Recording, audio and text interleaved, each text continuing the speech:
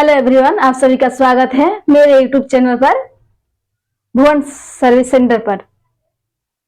आज हम लोग देखेंगे ट्रांसपीरेशन ट्रांसपीरेशन इन प्लांट में कैसे ट्रांसपीरेशन होते हैं। तो आज का लेक्चर बहुत ही खास है क्योंकि प्लांट में कैसे ट्रांसफर होता है उसी से रिलेटेड ह्यूमन में कैसे ट्रांसफर होता है उसका भी चर्चा करेंगे। तो आइए हम लोग देखते हैं कि ट्रांसपीरेशन कैसे होता है प्लांट में। तो ये है प्लांट, दोनों प्लांट ही है। ये अडल्ट प्लांट है और ये थोड़ा चाइल्ड प्लांट बोल सकते हैं। ये अडल्ट प्लांट, ये चाइल्ड प्लांट। तो दोनों से रिलेट करके हम समझने की कोशिश करेंगे कि ट्रांसपीरेशन कैसे होता है। ओके, तो ट्रांसपीरेशन का काम दो उत्तक यानी टिश्यू करते हैं। दो टिश्यू किसमें? प्लांट का। तो दो टिश्यू का नाम है जाइलम एंड फ्लोएम। तो ये दोनों कैसे काम करते हैं ट्रांसपीरेशन में, कि दोनों तो उत्तक है लेकिन दोनों का वर्क क्या है, वो कैसे करते हैं, किस प्रोसेस के द्वारा करते हैं, हम लोग देखेंगे आज। ओके, ठीक है। देखिए, तो यहाँ देखिए ये जाइलम है और यहाँ पर फ्लोएम है। तो ये ट्रांसफर किसका करते हैं? स्टार्च का ट्रांसफर करते हैं। और जाइलम किसका ट्रांसफर करता है? वाटर एंड मिनरल्स का। तो वाटर और मिनरल्स का जाइलम ट्रांसफर करते हैं और फ्लोएम किसका ट्रांसफर करता है? स्टार्च का। तो स्टार्च कैसे बनी और जाइलम वाटर और मिनरल्स का ट्रांसफर कैसे किए? देखिए यहाँ पर क्या है? रूट है। तो रूट क्या?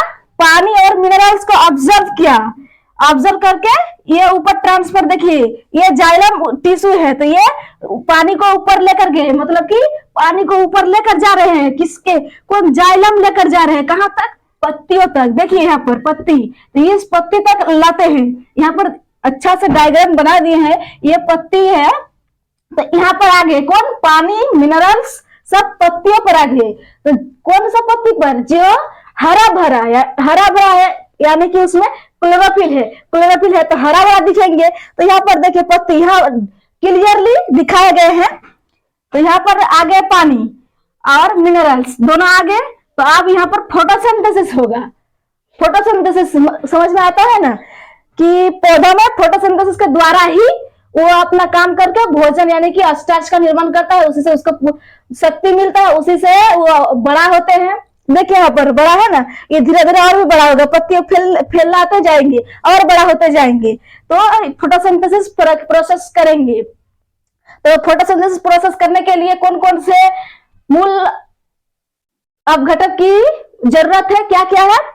कि वायुमंडल, यानी कि इस वायुमंडल से क्या लेंगे? कौन सा गैस लेंगे? CO2, कार्बन डाइऑक्साइड को लेंगे।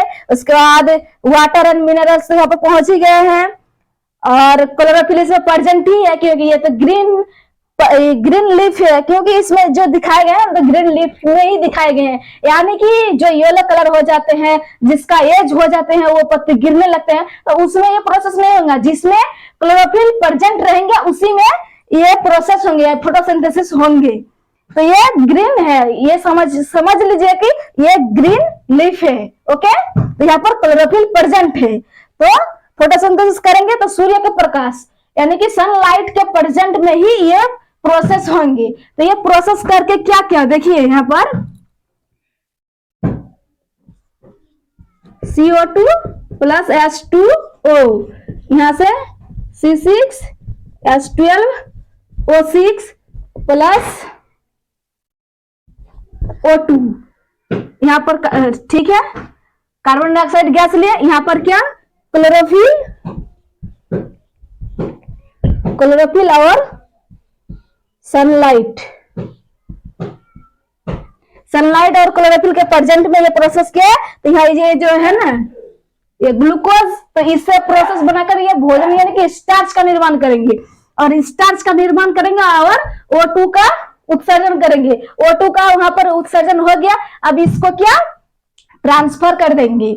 इस O2 को ट्रांसफर, इसमें वाटर भी होते हैं, वाटर भी बचते हैं। तो इस वाटर को फिर ये ट्रांसफर कर देंगे। कौन? यहाँ पर लीफ, यहाँ पर स्टार्च का निर्माण हो गया। देखिए यहाँ पर कि फ्लोएम स्टार्च का क्या ट्रांसफर करते हैं। और यहाँ क्या है?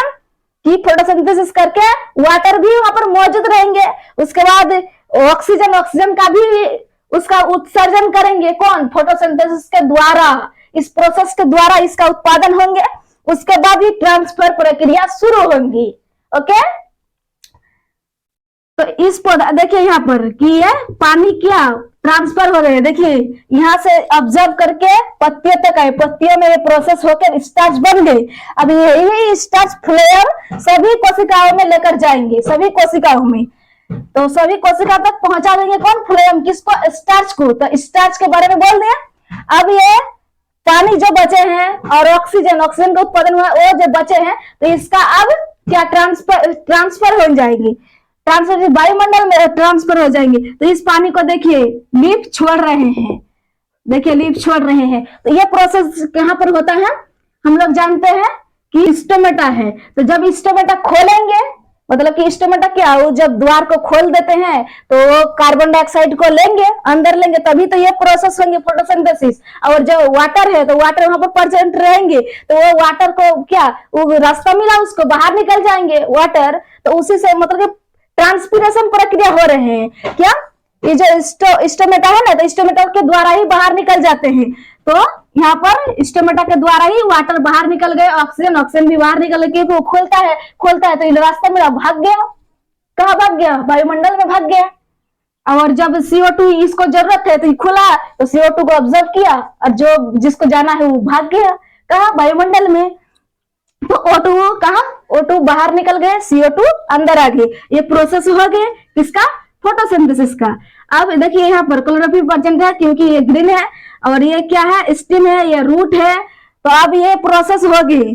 तो यहाँ पर जो वाटर था, वाटर बाहर निकल गए, O2 भी बाहर निकल गए। तो ये कैसे हम लोग जानेंगे कि वाटर बाहर निकल गए? एक प्रैक्टिकल, जो अपने घर में ही प्रैक्टिकल कर सकते हैं कि एक पौधा है, उसको जो पत्ती है प्रकाश संश्लेषण करेंगे, तो उसको हम लोग क्या करेंगे? पॉलीथीन जो प्लास्टिक है, प्लास्टिक से उसको हम एक पत्ती को बांध देंगे, एकदम अच्छा से बांध देंगे। तो क्या उसको देखेंगे 2 घंटे या 3 घंटा 4 घंटा के बाद देखेंगे ना, तो वहां पर पानी पानी पानी, या उसको रात भर रख दीजिए। यदि अच्छे से देखना है तो रात भर रख दीजिए। उसके बाद वहां पर देखेंगे तो पानी पानी सब बूंदा बूंदा टाइप का मिलेगा पानी। तो कैसे मिलेगा पानी वहां पर? क्योंकि ट्रांसपिरेशन हुआ है, इसी से पता चलता है कि वहां पर ट्रांसपिरेशन हुआ है। ओके, तो देखिए ये तो अपना प्रैक्टिकल के द्वारा समझ गए। ये तो हम लोग क्या बुक पढ़कर हम लोग को समझ में आता है, लेकिन ओरिजिनल प्रैक्टिकल के अपना आंख जो ये सूक्ष्म आंख है, तो इसी से हम लोग देख सकते हैं कि ट्रांसपिरेशन हो रहे हैं। ओके, तो यही ट्रांसपिरेशन है। देखिए अब ह्यूमन, ये बहुत ही इंपॉर्टेंट सवाल है कि जो ह्यूमन है तो ये कौन सा गैस श्वास के रूप में लेते हैं और कौन सा गैस छोड़ते हैं। ओके, तो हम लोग क्या, यही बहुत इंपॉर्टेंट क्वेश्चन है। बहुत सारे लोग इसे पूछते हैं कि हम लोग तो श्वास लेते हैं, श्वास लिए श्वास छोड़े, ये तो प्रोसेस चलते रहते हैं। हम लोग तो जब छोटे थे, छोटे से बड़ा, बड़ा होते होते बड़ा होते होते इतना बड़ा हो गए, छोटे से इतना बड़ा हो गया, तभी से ये प्रोसेस चल रहे हैं। लेकिन हम लोग को ज्ञान नहीं था कि ये सब कैसे हो रहा है, लेकिन आज हम लोग का ज्ञान हुआ है। हम लोग श्वास ले रहे हैं, श्वास छोड़ रहे हैं। तो अब ज्ञान हुआ तो हम लोग क्या पढ़ाई कर रहे हैं। पढ़ाई करने से क्या होगा कि हम लोग कौन सा गैस श्वास में लेते हैं, कौन सा गैस छोड़ते हैं, ये सब ज्ञान होना चाहिए। तो हम लोग क्या ऑक्सीजन को लेते हैं, कार्बन डाइऑक्साइड को छोड़ते हैं। और पेड़ पौधा क्या करते हैं कि वो लोग का वही प्रोसेस है कि वो लोग लेंगे कार्बन डाइऑक्साइड को, ऑक्सीजन को छोड़ेंगे, और वो ऑक्सीजन वायुमंडल में जाएंगे। और देखिए वायुमंडल में ना, वायुमंडल में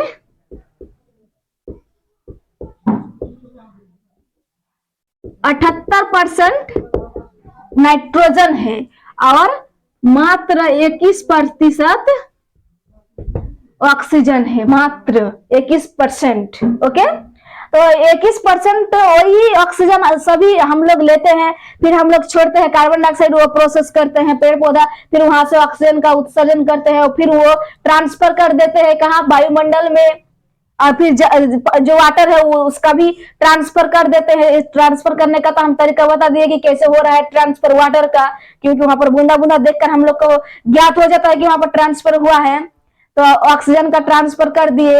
और यदि हम लोग पेड़ पौधा को काटने लगेंगे और जो हम लोग का जो भूभाग है, भूभाग में पेड़ पौधा यदि समाप्त हो जाएगा तो फिर वो प्रोसेस नहीं कर पाएंगे, वो प्रोसेस नहीं होंगे तो ऑक्सीजन फिर नहीं मिलेगा हम लोगों को, और ऑक्सीजन नहीं मिलेगा और पेड़ पौधा क्या कार्बन डाइऑक्साइड को फिर लेते हैं, तो कार्बन डाइऑक्साइड हम लोग का क्या वायुमंडल में कम होते हैं। वायुमंडल में कार्बन डाइऑक्साइड 0.03% है, और वो कार्बन डाइऑक्साइड को वो अपने अंदर लेते हैं, कौन, पेड़ पौधे, वो अपन अपना अंदर लेकर प्रोसेस करते हैं क्योंकि उसको वो जरूरत है। और हम लोग को क्या, ऑक्सीजन जरूरत है, ऑक्सीजन वो छोड़ेंगे तो हम लोग लेंगे, और कार्बन डाइऑक्साइड वो लेंगे तो वातावरण में, इन्वायरमेंट में और कार्बन डाइऑक्साइड का मात्रा कम हो जाएंगे, ऑक्सीजन की मात्रा बढ़ेंगे, तभी हम लोग ऑक्सीजन को लेकर जिंदा रह पाएंगे।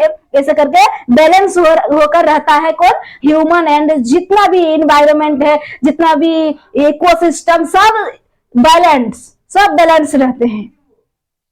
यदि ये प्रोसेस नहीं होंगे और हम लोग को क्या पेड़ पौधे को काटना शुरू कर देंगे तो वो क्या होगा कि हम लोग क्या, तब तो जिंदगी बहुत ही कठिन हो जाएगी, बहुत सारे जीव मरने लगेंगे, ये जो पृथ्वी है प्रलय के जैसा हो जाएगा, क्योंकि ह्यूमन नहीं रहेगा, वो अब डेथ होते जाएगा, तो ऐसे करके न्यू जनरेशन नहीं आएगा तो आगे पीढ़ी नहीं बढ़ेंगे तो फिर क्या, जितना भी मनुष्य है धीरे धीरे खत्म होते जाएंगे, अब खत्म होते जाएंगे तो इस पृथ्वी पर ह्यूमन डिस्ट्रॉय हो जाएंगे। ओके, तो हम लोग का क्या, पेड़ पौधा लगाना चाहिए। घर है, जितना भी हम लोगों को जो भूभाग है, यदि थोड़ा सा है तो थोड़ा सा में ही लगाइए, अपना वातावरण को शांत, सुस्त और शुद्ध ऐसा रखना चाहिए, क्योंकि शुद्ध वातावरण में रहेंगे तभी हम लोग का शुद्ध मन होगा तो शुद्ध कार्य होगा, शुद्ध कार्य करेंगे तो अच्छा जीवन जिएंगे।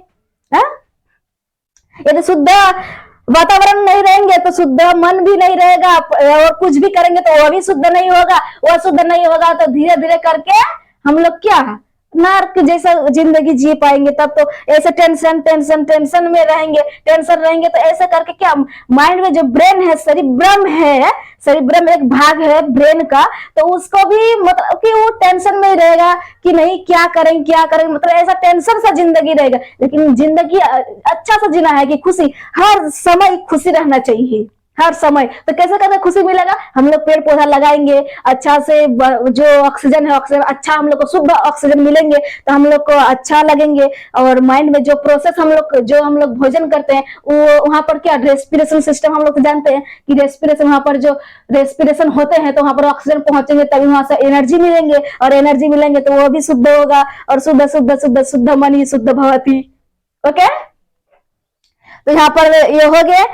अब देखिए यहाँ पर कि ट्रांसपिरेशन, यहाँ पर क्या बोला कि स्टोमेटा है, तो वो जब खुलता है और जब बंद होते हैं तो वही प्रोसेस होता है कि ट्रांसपिरेशन, आवागमन होते हैं, किसके द्वारा, स्टोमेटा के द्वारा होता है। और देखिए ह्यूमन जो है ये ऑक्सीजन को लेते हैं, हम लोग का जो प्रोसेस होते हैं उसमें भी वाटर का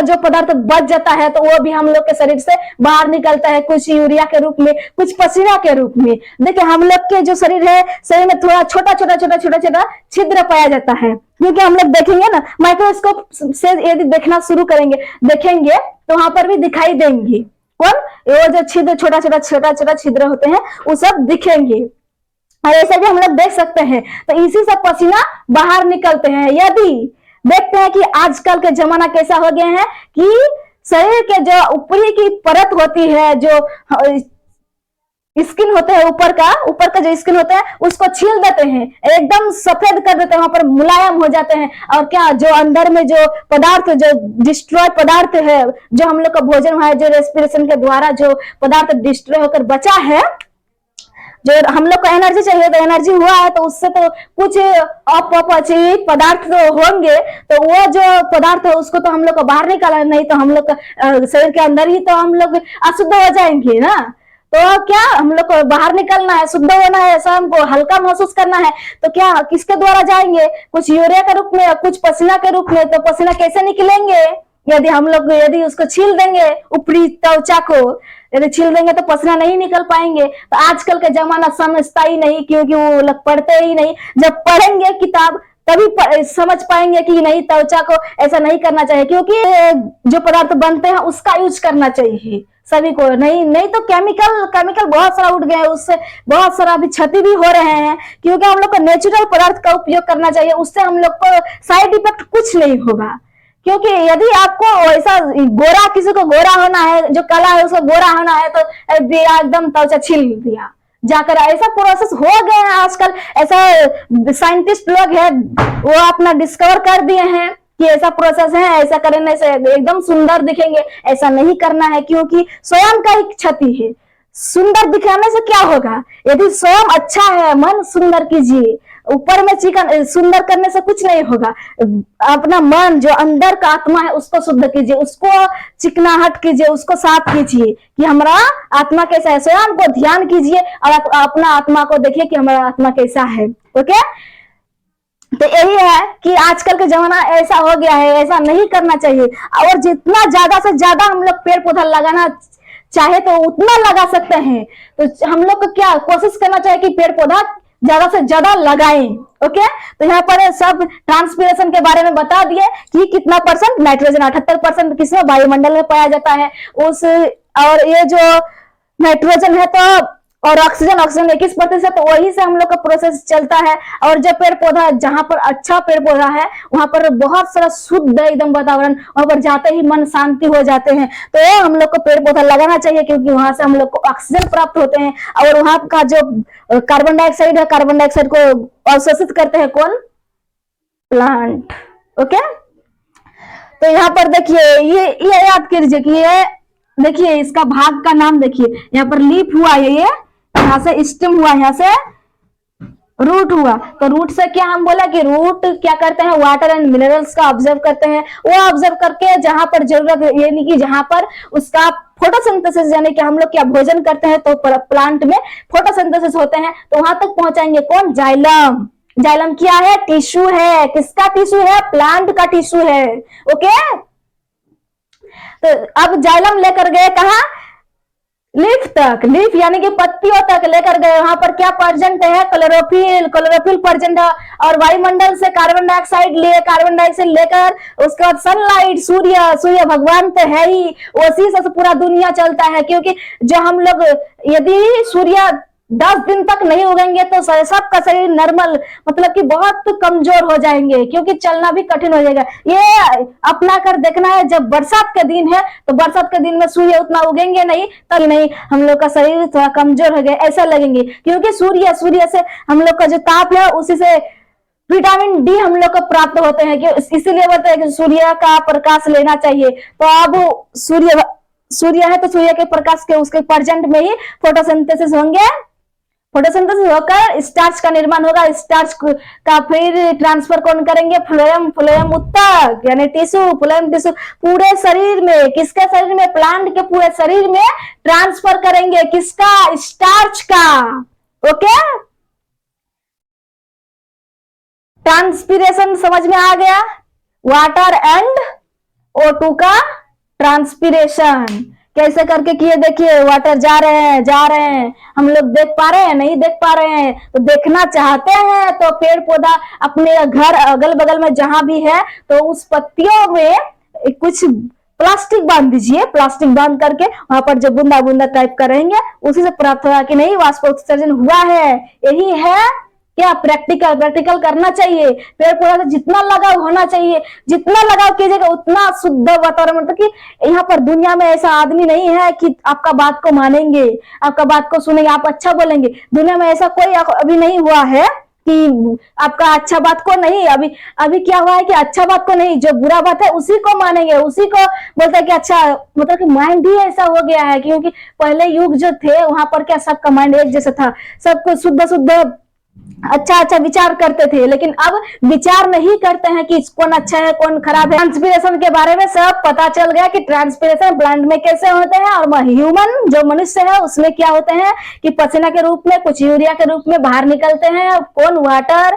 और ये जो ट्रांसपीरेशन समझ में आ गया कि कैसे कैसे होते हैं, कि हम लोग को क्या ज्यादा से ज्यादा प्लांट लगाना चाहिए। तो हम लोग क्या लगाएंगे? सब कोई कमेंट बॉक्स में बोलेंगे कि सब कोई प्लांट अपना प्लांट का पिक्चर आना चाहिए कमेंट बॉक्स में। ओके, ठीक है, थैंक यू, धन्यवाद।